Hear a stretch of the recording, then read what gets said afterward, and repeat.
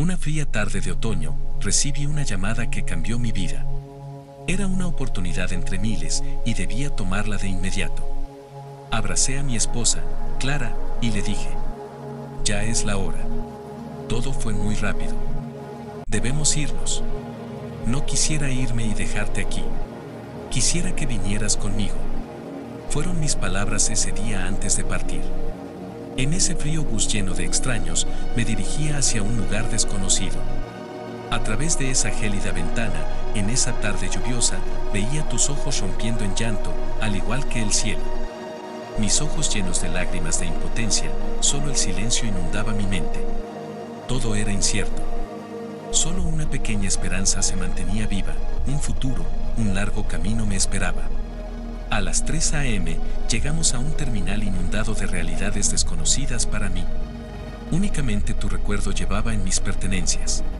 Caminando por ese lugar, un taxibot se acercó para llevarme a mi destino. Me subí y atravesamos la ciudad industrial, un lugar de muchos contrastes, gente única y una urbe mecanizada. Fue un largo camino hasta llegar al puerto donde esperaría por el buque Axioma. Eran las 4 a.m. y perdí comunicación con Clara. La terminal estaba sola, solo yo y los bots limpiadores que se encargaban del lugar.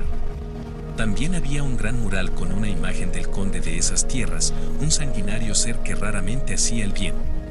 Sentía que me miraba fijamente. Más tarde, empezaron a llegar más personas. Tenía mucha hambre, así que me abastecí en el dispensador de alimentos. Luego conocí a un hombre que decía venir del mismo lugar que yo. Había dejado a su familia y a su hija enferma porque no tenía cómo pagar la cura. Arrodillarse ante el zar a cambio de medicinas no resolvía nada. Estábamos en la fila para abordar el buque y ya cerca sonaron alarmas.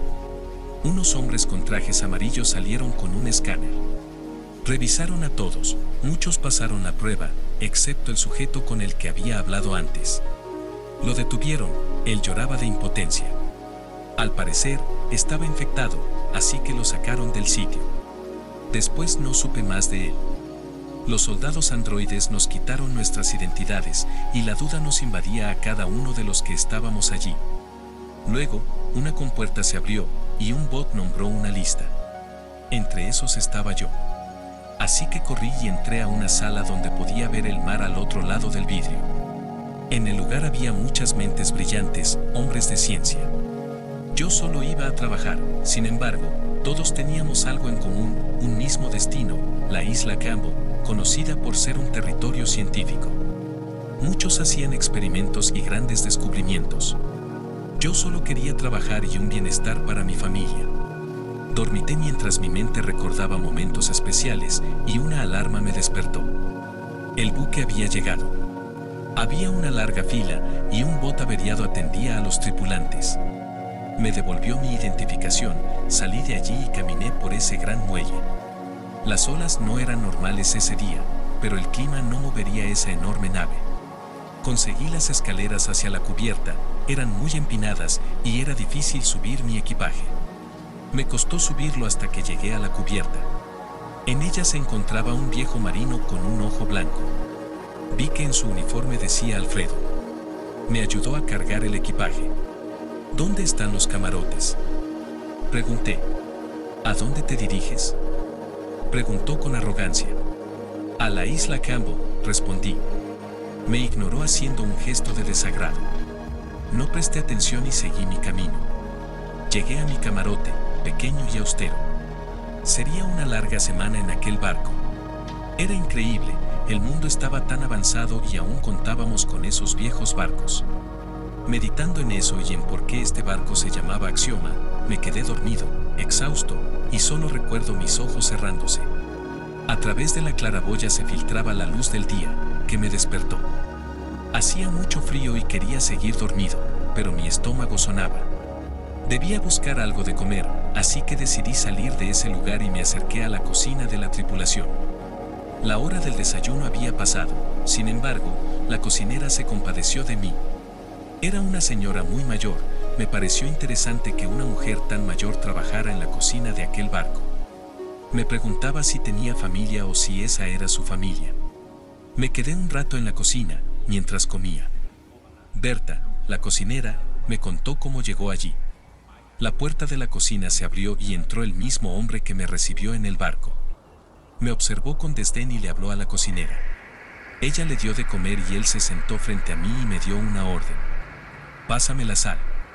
No comas nada que te provoque náuseas porque veo que no estás hecho para el mar, dijo con una sonrisa burlona. Frunce el ceño y le respondo. Tranquilo, eso no pasará. Yo he visto a muchos pasar por aquí y caer. Muchos no llegan a Campbell y menos viven allí. Es muy duro, exclamó con una risa grave. Solo quedé en silencio, terminé de comer y me retiré. La cocinera se quedó viéndolo. Él volteó y ella le dijo: siempre es lo mismo, Alfredo. Mejor cállate, no seas grosero. Alfredo bebió una cerveza y siguió comiendo.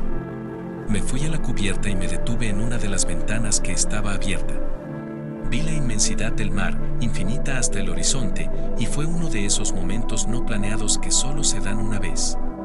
Un atardecer en el horizonte y un cardumen de 3 delfines saltaban a estribor del buque. Pensé que sería una señal de algo bueno que los delfines nos acompañaran a lo largo del camino. De un momento a otro, aquel bello paisaje fue desapareciendo ante una nube gris de tormenta.